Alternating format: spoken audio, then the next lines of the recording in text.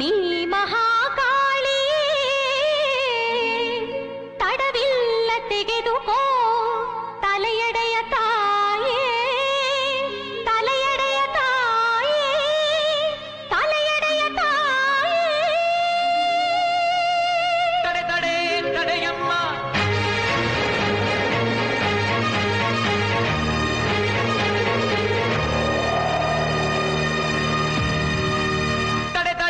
ತಡೆಯಮ್ಮ ತಡೆ ತಡೆಯಮ್ಮ ಆತ್ಮವಧೆ ಹೇಳಿತನ ತುಡುಕದಿರು ಬೇಡುವೆನು ಶ್ರೀರಾಮನಾಣೆ ರಾಮನಾಣೆ ಶ್ರೀರಾಮನಾಣೆ ರಕ್ಕಸರ ಪಾಳಯದಿ ರಕ್ಕಸರ ಪಾಳಯದಿ ರಾಮನಾಮವ ನುಡಿವ ನೀನಾವನೋ ಧನ್ಯ ನೀನಾವನೋ ಧನ್ಯ ಸಂಪನ್ನ ಮಾನ್ಯ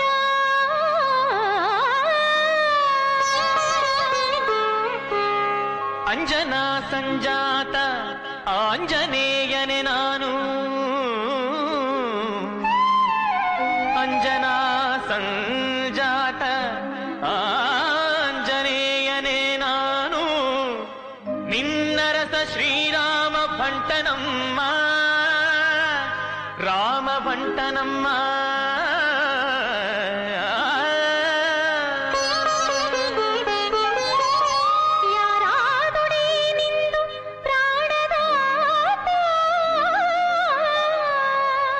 ಬೇರಲ್ಲ ವಾಯುನಂದನನೇ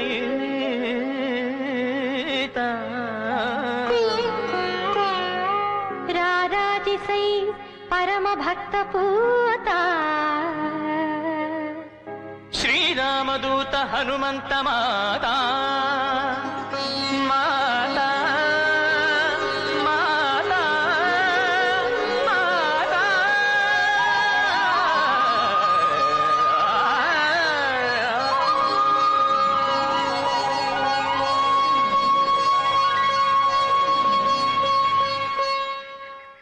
ಆಂಜನೇಯ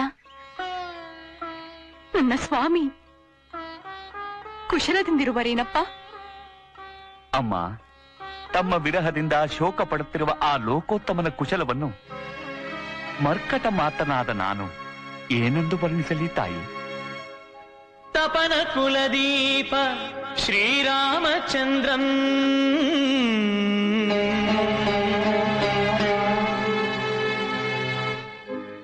ವಿಪಿನಲತೆಯೊಂದ ತಾನಪ್ಪಿ ಸತತಂ ಮತ್ಪ್ರಾಣನಾಯಕಿ ಜಾನಕಿ ಜಾನಕಿ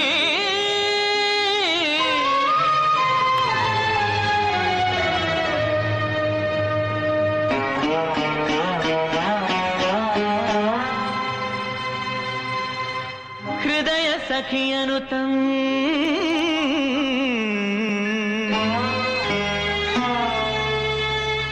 ಆಹಾರ ನಿದ್ರೆಗಳೆಲ್ಲವಂ ತೊರೆದು ಮೋಹಾತಿ ಮೋಹದಿಂ ಸೀತೆ ಸೀತೆ ಸೀತೆ ಎಂದು ಸಹಜಾತ ಲಕ್ಷ್ಮಣನೊಡನಿಪ್ಪ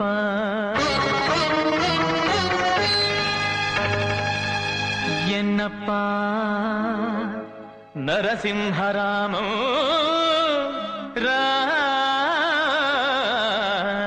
ರಾಮಂ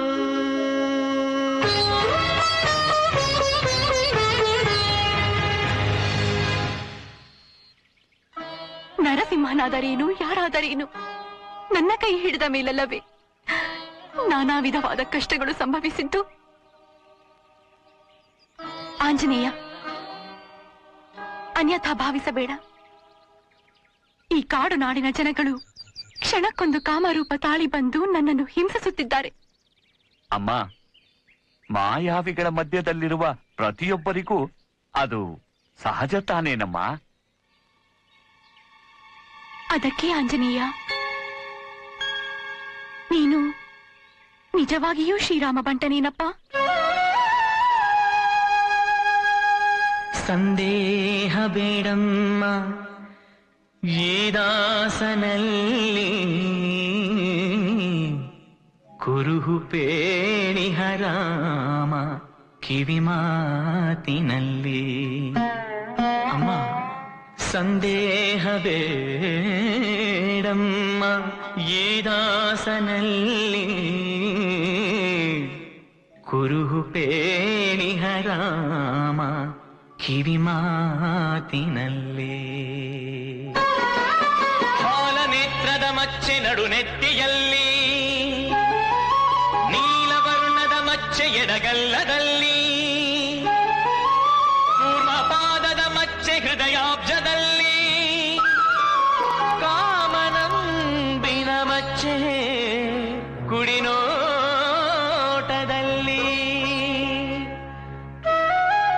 ಮರ್ಮವಾಗಿಹುದಂತೆ ಮತ್ತೆರಡು ಮಚ್ಚೆ ಒಲವಿನೊಳಮೈ ಅಂದದ ಆನಂದದಲ್ಲಿ. ವೈಜಯಂತಿಯ ರೇಖೆ ಒಳನಾಭಿಯಲ್ಲಿ, ತಾವರೆಯ ದಳ ರೇಖೆ ನಿಡುಜಂಘೆಯಲ್ಲಿ, ವನಜ ರೇಖೆಗಳೇಳು ಅಂಗೈಯಲ್ಲಿ, ಮತ್ಸ್ಯಲಾಂಛನವೊಂದು ಮುಂಗೈಯಲ್ಲಿ, ಪದ್ಮರೇಖೆಗಳೆಂಟು ಪಾದದಡಿಯಲ್ಲಿ, ಚಾಮರದ ಚಿಹ್ನೆತ ವಾಮಾಂಘ್ರಿತಳದಲ್ಲಿ. ಇದೇನು ಸತ್ಯವೋ ಅಸತ್ಯವೋ ನಾನರಿಗೆ, ಮಾಚದೆ ಪೇಳಮ್ಮ ಶ್ರೀಕಲ್ಪವಲ್ಲಿ.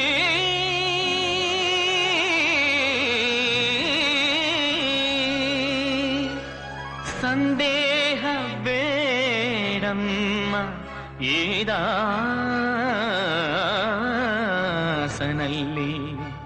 ದಾಸನಲ್ಲಿ.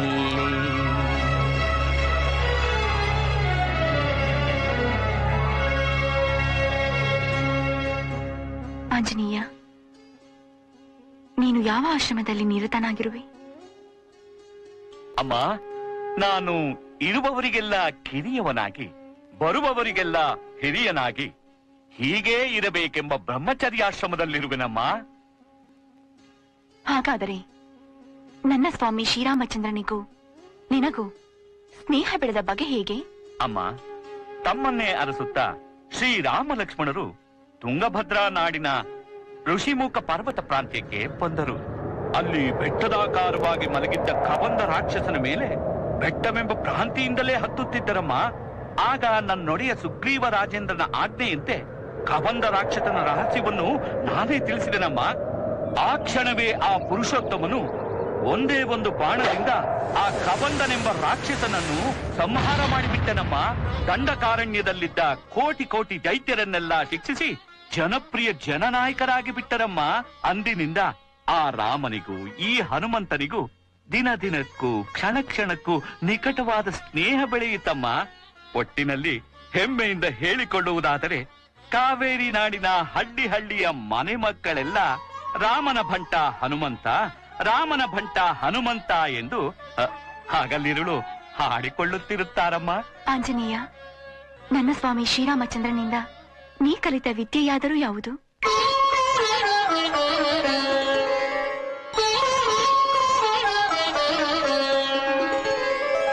ಮಾತಾರಾಮೋ ಮತ್ಪಿತಾ ರಾಮಚಂದ್ರೋ, ಭ್ರಾತಾರಾಮೋ ಮತ್ಸಖಾ ರಾಘವೇಶಃ, ಸರ್ವಸ್ವಂ ಮೇ ರಾಮಚಂದ್ರ ದಯಾಳು, ನಾಣ್ಯಂ ದೈವಂ ನೈವ ಜಾನೆ ಜಾನೆ. ಅಮ್ಮ, ನೀವಿನ್ನು ಈ ಕಾಡು ನಾಡಿನ ಕಪಿಯನ್ನು ಪರೀಕ್ಷಿಸದೆ ಮನಸಾ ಒಪ್ಪಿದಲ್ಲಿ ಬನ್ನಿ, ನನ್ನ ಭುಜದ ಮೇಲೆ ಕುಳಿತುಕೊಳ್ಳಿ. ನಿಮ್ಮನ್ನು ಕ್ಷಣಾರ್ಥ ಕಾಲದಲ್ಲಿ ನನ್ನಪ್ಪ ಶ್ರೀರಾಮನ ಬಳಿಗೆ ಕರೆದೊಯ್ದು ಬಿಡುವೆನಮ್ಮ. ದೂರ ತೊಲಗು ಮಾಯಾವಿ ರಾವಣ. ಅಮ್ಮ ಇಂದು ಅತಿ ವಿನಯದಿಂದ ಮತ್ತೆಲ್ಲಿಗಾದರೂ ಕರೆದೊಯ್ದು ಕಾಡಿಸಲೇಬೇಕೆಂದು ಕಾಮರೂಪವನ್ನು ತಾಳಿ ಬಂದಿರುವೆಯಾ ಪಾಪಿ? ಅಯ್ಯೋ ಅಮ್ಮ, ನಾನೀಗೇನು ಮಾಡಲಿ, ನಾನೇನು ಮಾಡಲಿ? ರಾಮಚಂದ್ರ, ದೇವ, ರಘುವೀರ, ನಿನ್ನ ಮೂರ್ತಿವಂತ ಸ್ವರೂಪವನ್ನಾದರೂ ಈ ಹನುಮಂತನ ಹೃದಯದಲ್ಲಿ ನಿಲ್ಲಿಸು. ಎದಮಗದಾದರೂ ಸೈ ಮಾತೆ ನನ್ನನ್ನು ನಂಬುವಂತೆ ಮಾಡಿ ನನ್ನ ದೂತ ಲಕ್ಷಣವನ್ನು ನಿತ್ಯ ಸತ್ಯವನ್ನಾಗಿಸುತ್ತೇನೆ. ಇಲ್ಲ ಇಲ್ಲ, ಎದೆ ಬಗೆದುಕೊಂಡರಲ್ಲ, ಹಿಂತಿರುಗಿ ಹೋಗಿ ಶ್ರೀರಾಮಚಂದ್ರನನ್ನೇ ಕರೆದು ತಂದರು. ಇದೆಲ್ಲವೂ ಹಾವಾಡಿಗನ ಮೋಡಿ ಎಂದು ಮೂದಲಿಸಿ ಬಿಡುತ್ತಾಳೆ. ಈಗ ನಾನೇನು ಮಾಡಲಿ, ನಾನೇನು ಮಾಡಲಿ? ಹೌದು, ನಾನು ಮರೆತಿದ್ದೆ.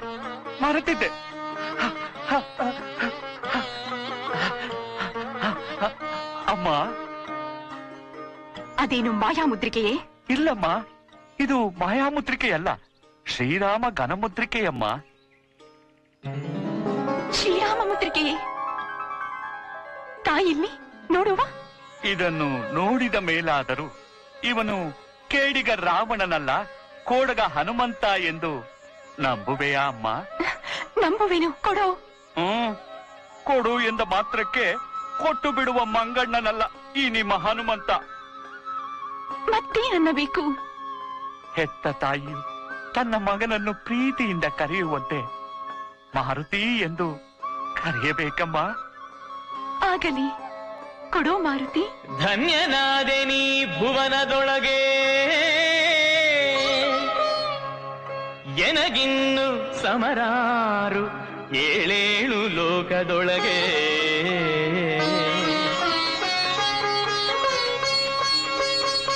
ಅನುಮಾನ ದುಮ್ಮಾನ ಇನ್ನದೇಕೆ,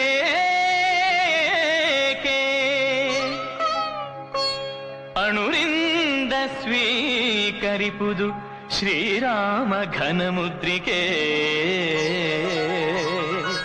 ರಾಮ ಘನಮುದ್ರಿಕೆ.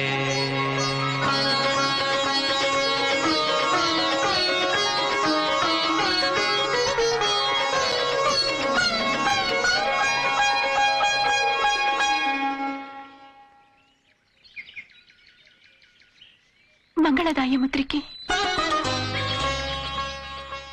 ಶ್ರೇಯೋವಂತನಾಗಿ ಬಾಳು ವಾಯುನಂದನ. ಆಂಜನೇಯ, ನನ್ನನ್ನು ನೋಡಿದ ನೆನಪಿಗಾಗಿ ಈ ಚೂಡಾಮಣಿಯನ್ನು ನನ್ನ ಸ್ವಾಮಿ ಶ್ರೀರಾಮಚಂದ್ರನಿಗೆ ತಲುಪಿಸು.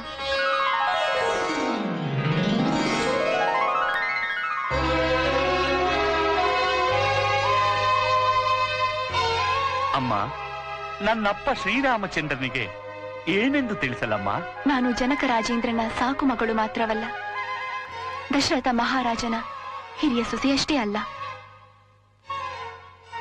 ಶ್ರೀರಾಮಚಂದ್ರನ ನಿಜ ಧರ್ಮಪತ್ನಿ ಎಂಬುದು ಎಷ್ಟು ಸತ್ಯವೋ, ಮಹಾಬ್ರಾಹ್ಮಣ ಪ್ರಚಂಡ ರಾವಣನ ಹಿರಿಯ ಮಗಳೆಂಬುದು ಅಷ್ಟೇ ಸತ್ಯವೆಂಬುದನ್ನು ನನ್ನ ಸ್ವಾಮಿ ಶ್ರೀರಾಮಚಂದ್ರನಿಗೆ ತಿಳಿಸಿಬಿಡು. ಹಾಗೆಯೇ ಇನ್ನೊಂದು ಮಾಸದ ಅವಧಿಯೊಳಗಾಗಿ ಈ ಬಂಧನದಿಂದ ನನ್ನನ್ನು ಮುಕ್ತಗೊಳಿಸದಿದ್ದರೆ ಅಗ್ನಿ ಪ್ರವೇಶ ಒಂದೇ ಸೀತೆಯ ಮುಂದಿನ ಗುರಿ ಎಂದು ತಿಳಿಸಿಬಿಡು.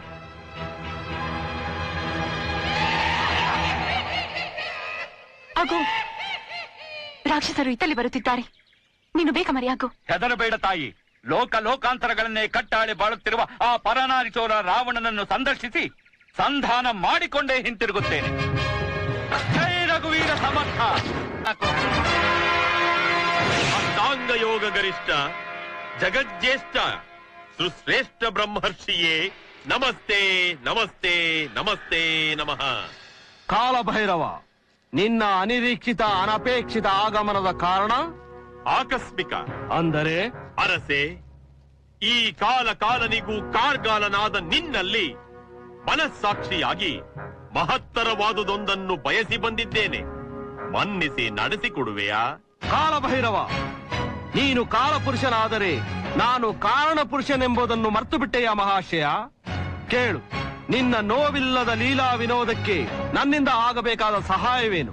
ನಿರ್ಭಯವಾಗಿ ಹೇಳು. ಅರಸೆ, ಈ ಅನಂತಾಖಂಡ ವಿಶಾಲ ಜಗತ್ತಿನ ಕರಾಳ ಕಾಲಚಕ್ರದ ಸುತ್ತಿನಲ್ಲಿ ಸ್ವಯಂ ಸಾಹಸಿ ಎಂದರೆ ನೀನೊಬ್ಬನೇ ಚಕ್ರವರ್ತಿ.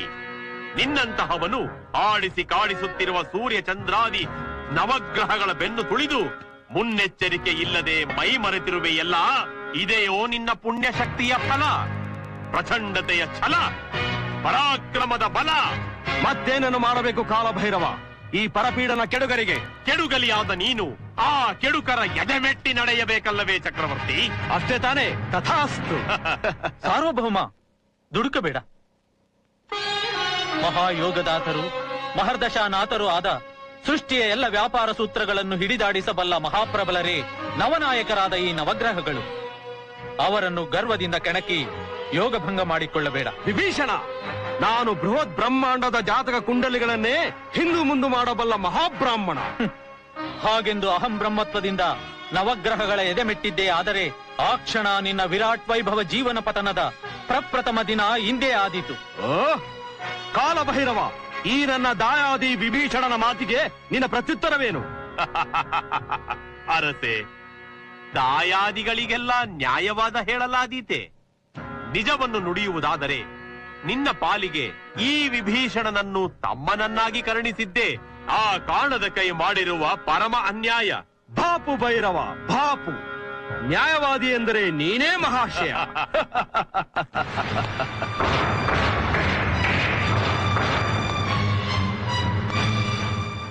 ಎಲ್ಲವೋ ನವಗ್ರಹಗಳಿರ, ಇನ್ನು ಮುಂದೆ ಮೇಲ್ಮುಖರಾಗಿ ಮಲಗಿ ನಿಮ್ಮ ಉಬ್ಬಿಕೊಬ್ಬಿದ ಎದೆಯನ್ನು ನನ್ನ ಪಾದ ಸೇವೆಗಾಗಿ ಮೀಸಲಾಗಿಡಿ.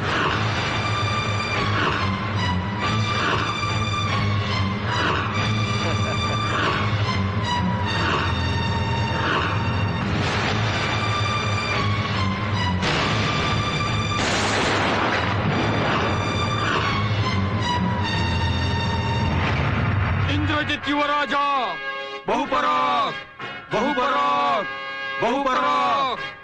ಕುಮಾರ, ಅಕ್ಷಯಾದಿ ರಾಕ್ಷಸರನ್ನೆಲ್ಲ ನಿರ್ಲಕ್ಷ್ಯದಿಂದ ಧ್ವಂಸ ಮಾಡಿದ ಆ ರಾಮ ರಾಯಭಾರಿಯಾದ ಕೆಟ್ಟ ಕೋಡಗನನ್ನು ಕಟ್ಟಿ ತಂದೆಯಾ? ಇದೋ ಬ್ರಹ್ಮಾಸ್ತ್ರದಿಂದಲೇ ಬಂಧಿಸಿ ಕರೆತಂದಿದ್ದೇನೆ. ಬ್ರಹ್ಮಾಸ್ತ್ರದಿಂದ? ಜೈ ಶ್ರೀರಾಮ್, ಜೈ ಶ್ರೀರಾಮ್, ಜೈ ಶ್ರೀರಾಮ್, ಜೈ ಶ್ರೀರಾಮ್.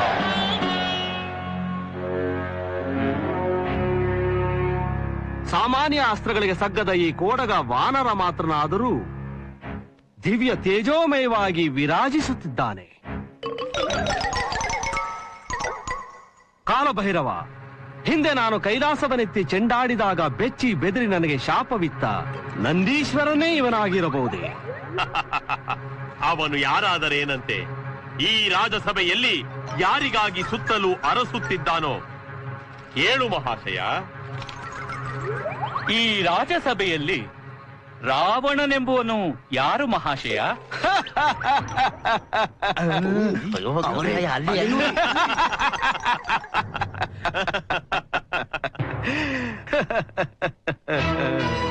ರಾವಣೇಂದ್ರ, ನಿನಗೀಗಾಗಲೇ ನಾನಾರಂಬುದು ಅರಿವಾಗಿರಬಹುದು. ಆದರೂ ಮತ್ತೊಮ್ಮೆ ಒತ್ತಿ ಒತ್ತಿ ಹೇಳುತ್ತಿದ್ದೇನೆ. ಅಂಜನಾ ಸಂಜಾತನಾಗಿ ನಿನ್ನ ಸಾಮಂತ ವಾಯುಪುತ್ರನೆನಿಸಿ ಬದುಕಿ ಬಾಳುತ್ತಿರುವ ಹಂಪೆಯ ನಾಡಿನ ಹಮ್ಮೀರನಾದರೂ ನಿನ್ನ ಹಿತವನ್ನೇ ಬಯಸುವ ಮಿತ್ರನೂ ಹೌದು. ವಾನರನೊಡನೆ ಭ್ರಾತೃತ್ವವನ್ನಾಗಲಿ ಮಿತ್ರತ್ವವನ್ನಾಗಲಿ ಬಯಸಿ ಬಾಳತಕ್ಕವನು ಆ ಕೋದಂಡರಾಮನೇ, ಪರಂತು ಈ ರಾವಣನಲ್ಲ. ಈ ಪ್ರತಿಷ್ಠೆಯೇ ನಿನಗೆ ಕಾರಣೀಭೂತವಾದ ಮೃತ್ಯು. ಮೃತ್ಯು? ಮೂರ್ಖ! ಮೃತ್ಯು ದೇವತೆ ನನ್ನ ಅಂಗೈ ರಂಗಭೂಮಿ ಮೇಲೆ ನರ್ತನ ಮಾಡುತ್ತಿರುವ ನೃತ್ಯಗಾತಿ. ಅಂದ ಮೇಲೆ ನಿನ್ನ ಅಂಗೈನಲ್ಲೇ ಇದೆ ನಿನ್ನ ಭಾಗದ ಅಪಮೃತ್ಯು, ಅಪಜಯ. ಅಪಜಯ? ಈ ಲಂಕೇಶ್ವರನ ಹೆಸರಿಗೆ ಅಪಜಯದ ಪರಿಚಯವೇ ಇಲ್ಲ. ಅನೇಕ ಬಾರಿ ಅಪಜಯವನ್ನು ಹೊಂದಿ ನೊಂದಿರುವ ರಾವಣನ ಇತಿಹಾಸವನ್ನೇ ಕೇಳಿರುವೆ. ಹಾಗಾದರೆ ಆ ರಾವಣನಾರು? ಅಹಿಮಹಿ ರಾವಣರಲ್ಲಿ ಯಾರಾದ್ರೂ ಒಬ್ರು ಆಗಿರಬಹುದು. ಸುಳ್ಳು. ಮಾತು ಮಾತಿಗೂ ಪ್ರಚಂಡ ರಾವಣ ಎಂದು ಪ್ರತಿಷ್ಠೆ ಕೊಚ್ಚಿಕೊಳ್ಳುತ್ತಿರುವ ನೀನೇ ಅನೇಕ ಬಾರಿ ಅಪಜಯ ಹೊಂದಿ ನೊಂದಿರುವೆ. ರಾವಣೇಶ್ವರ ಮರೆತಿದ್ದರೆ ನೆನಪು ಮಾಡಿಕೊ.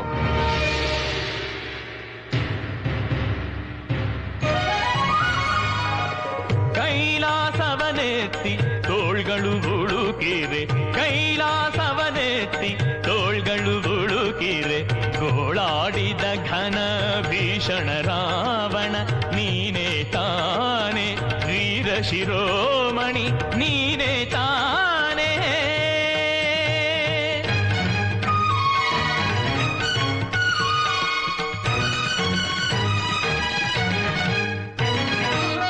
ಮೃಡನ ಧನುವನಂದು ಪಿಡಿದು ಬಾಗಿಪೆನೆಂದು, ಮೃಡನ ಧನುವನಂದು ಪಿಡಿದು ಬಾಗಿಪೆನೆಂದು, ಅಡಿಯಲಿ ಸಿಲುಕಿದ ಭೀಮ ಪರಾಕ್ರಮಿ, ಅಡಿಯಲಿ ಸಿಲುಕಿದ ಭೀಮ ಪರಾಕ್ರಮಿ ನೀನೇ ತಾನೆ, ವೀರ ಶಿರೋಮಣಿ ನೀನೇ ತಾನೆ.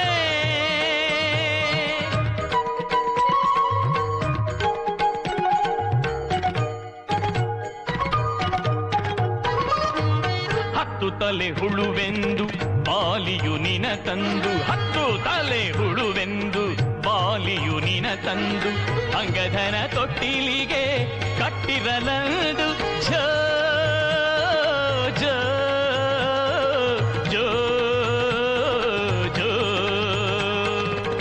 ಅಂಗಧನ ತೊಟ್ಟಿಲಿಗೆ ಕಟ್ಟಿರಲದು, ಒದೆಗಳ ತಿಂದವ ಒದೆಗಳ ತಿಂದವ ನೀನೇ ತಾನೆ, ವೀರ ಶಿರೋಮಣಿ ನೀನೇ ತಾನೆ.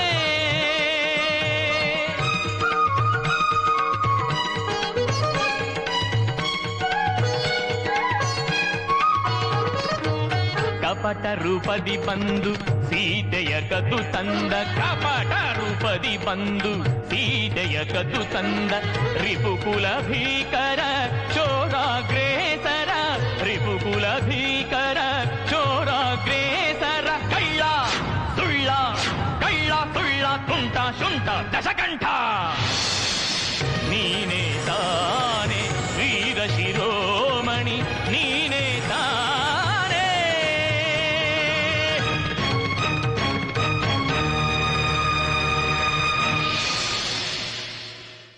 ಆಂಜನೇಯ, ಕಾಣದ ಕೈ ನಿಯಮದಂತೆ ಕೊಡಬೇಕಾದ್ದನ್ನೆಲ್ಲ ಬಿಟ್ಟು ಕೊಡಬಾರದನ್ನೆಲ್ಲ ಕೊಟ್ಟು ಇಷ್ಟ ಬಂದಂತೆ ವಿಶಿಷ್ಟ ಸೃಷ್ಟಿಯನ್ನೇ ಕಟ್ಟಾಳಿ ಬಾಳಿ ಕೇಕೆ ಹಾಕಿ ನಗುತ್ತಿರುವ ಅಷ್ಟ ದಿಕ್ಪಾಲಕರೆಲ್ಲರೂ ಈ ಮಹಾಬ್ರಾಹ್ಮಣ ಪ್ರಚಂಡ ರಾವಣನ ಎಡಗಾಲಿನ ಉಂಗುಷ್ಟದ ಅಡಿಯಲ್ಲಿ ತ್ರಾಹಿ ತ್ರಾಹಿ ಎಂದು ತರಗೊಟ್ಟುತ್ತಿರುವಾಗ ಪರನಾರಿ ಚೌರ್ಯದ ಪಾಪಾಚಾರಕ್ಕಾಗಿ ನನ್ನನ್ನು ನಿನ್ನಂತ ಕೋಟಿ ಕೋಟಿ ಕಿಷ್ಕಿಂದೆ ವಾನರರಾಗಲಿ ಶತಸಹಸ್ರ ಕೋಟಿ ಅಯೋಧ್ಯೆ ರಾಮ ಲಕ್ಷ್ಮಣರಾಗಲಿ ಶಿಕ್ಷಿಸಲು ಕಾಲ ಕಾಲಾಂತರದ ಕಲ್ಪನೆಯ ಕನಸಿನಲ್ಲಾದ್ರೂ ಸಾಧ್ಯವಿದೆಯೇ ರಾಮ ರಾಯಭಾರಿ?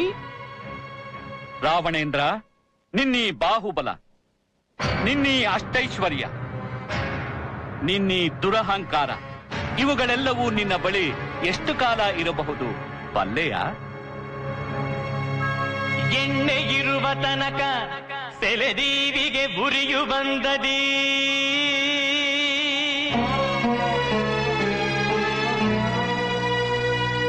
ಪುಣ್ಯವಿರುವ ತನಕ ನಿನ್ನೆಲ್ಲ ಐಸಿರಿ ಇರ್ಪುದೋ,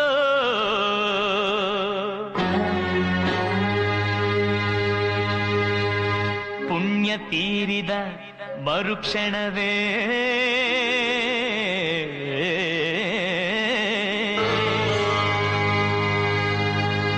ಪುಣ್ಯ ತೀರಿದ ಮರುಕ್ಷಣವೇ ಎಣ್ಣೆ ತೀರಿದ ದೀಪದಂದದಿ ನಿನ್ನೆಲ್ಲ ಐಸಿರಿ ತಣ್ಣಗಾಗುವುದೋ,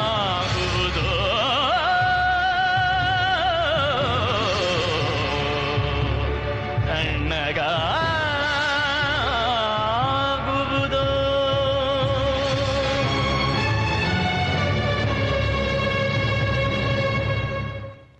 ಭಲೇ ಆಂಜನೇಯ, ವಾನರ ಮಾತ್ರನಾದರೂ ನಿಜವನ್ನೇ ನುಡಿದೆ. ಪ್ರಭು, ಪ್ರಕ್ಷುಬ್ಧನಾಗದೆ ಪರ್ಯಾಲೋಚಿಸಿ ನೋಡು. ಹಿತವಚನವನ್ನು ನುಡಿದ ವಾಯುಪುತ್ರನು ನಿಜವಾಗಿಯೂ ಕಿಷ್ಕಿಂಧೆಯ ರಾಜಕಾರಣಿಯೇ ಸರಿ. ಕಾಲಭೈರವ, ಕೇಳಿದ್ಯಾ ನಿನ್ನ ಕಾಲಲೀಲಾ ವೈಪರೀತ್ಯ? ಕಿಷ್ಕಿಂಧೆ ವಾನರರೆಲ್ಲ ರಾಜಕಾರಣಿಗಳಂತೆ.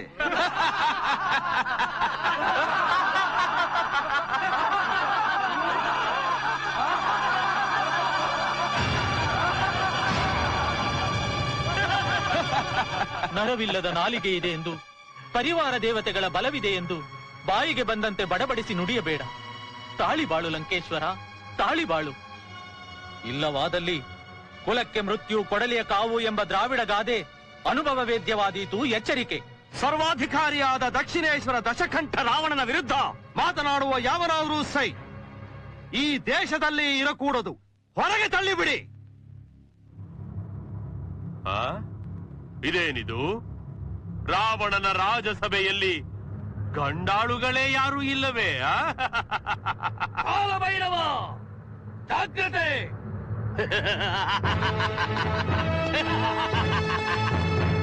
ಕಾಲಭೈರವ, ಕಾಲನನ್ನೇ ಕಬಳಿಸಬಲ್ಲ ಈ ಕುಂಭಕರ್ಣನಿದ್ದಾನೆ. ಎಚ್ಚರಿಕೆ! ಕುಂಭಕರ್ಣ, ನಿನಗೆ ನಿದ್ರಾಭಂಗವಾಯಿತೆ? ಅಂದ ಮೇಲೆ ಮುಗಿಯಿತು. ಯುದ್ಧ ಸಿದ್ಧಾಂತವಾದಂತೆ. ವಿಭೀಷಣ, ಅಣ್ಣನ ವಿರುದ್ಧ ಮಾತನಾಡುವಷ್ಟು ಸೊಕ್ಕೆ ನಿನಗೆ? ಹಗೆಗಳನ್ನು ಹೊಗಳತಕ್ಕ ನಿನ್ನಂತಹ ಭುಗುಳ ರೋಗದವರನ್ನು ಈ ಜಗತ್ತಿನಲ್ಲಿಯೇ ಉಳಿಸಬಾರದು. ಎದುರಾಗುವ ಶತಮಾಸ ಶಿವರಾತ್ರಿಗಳ ಮಧ್ಯೆ ಈ ಕುಂಭಕರ್ಣನು ಎಚ್ಚರಗೊಂಡು ಎದ್ದು ಬಂದನೆಂದರೆ ಯಾವುದಾದರೂ ಒಂದು ಯುದ್ಧ ಸಿದ್ಧವಾಗಲೇಬೇಕು.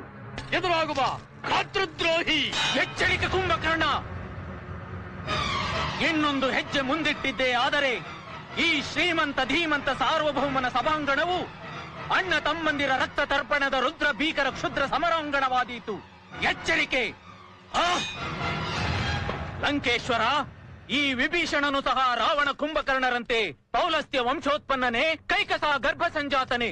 ನೆನಪಿರಲಿ, ನಾನೀಗ ಈ ಸಾರ್ವಭೌಮನ ಸಭೆಯಿಂದಷ್ಟೇ ಅಲ್ಲ, ದೇಶದ ಎಲ್ಲೆಯಿಂದಲೇ ಒಬ್ಬಂಟಿಗನಾಗಿ ನಿರಾಯುಧನಾಗಿ ಹೋಗುತ್ತಿದ್ದೇನೆ.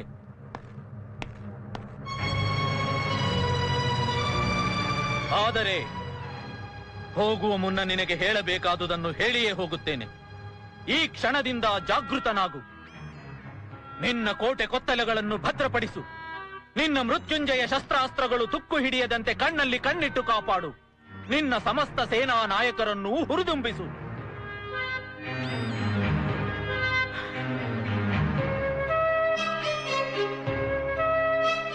ಮತ್ತೊಂದು ಮಾತನ್ನು ಮರೆಯದೆ ನೆನಪಿನಲ್ಲಿಡು. ನಿನ್ನ ಮಹಾಸತಿ ಮಂಡೋದರಿಯ ಮಾಂಗಲ್ಯ ದಾರದ ಮಣಿಗಂಟನ್ನು ಮತ್ತೊಮ್ಮೆ ಭದ್ರಪಡಿಸು. ಇದು ನಮ್ಮೀರ್ವರ ವಾತ್ಸಲ್ಯಾನುಬಂಧದ ಅಂತಿಮ ಪ್ರಣಾಮಗಳು. ಇನ್ನು ನಮ್ಮೀರ್ವರ ಸಮ್ಮಿಲನ ಸಮರಾಂಗಣದಲ್ಲಿ ವಿಶಿಷ್ಟ ಸೃಷ್ಟಿಯೇ ಬೆಚ್ಚಿ ಬೆರಗಾಗಿ ಬಿಮ್ಮನ್ನು ನೋಡುವ ರುದ್ರ ರಮಣೀಯ ರಾಮರಾವಣರ ಸಮರಾಂಗಣದಲ್ಲಿ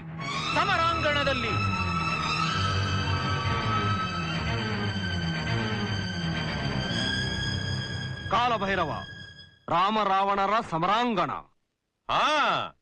ರಾವಣೇಶ್ವರ, ಆ ಕಾಲವು ಬೇಗನೆ ಬರಲಿ. ಬೇಡ ರಾವಣೇಂದ್ರ, ಬೇಡ. ಈ ಸಂಗ್ರಾಮದಲ್ಲಿ ನಿನಗೆಂದಿಗೂ ಜಯವಿಲ್ಲ.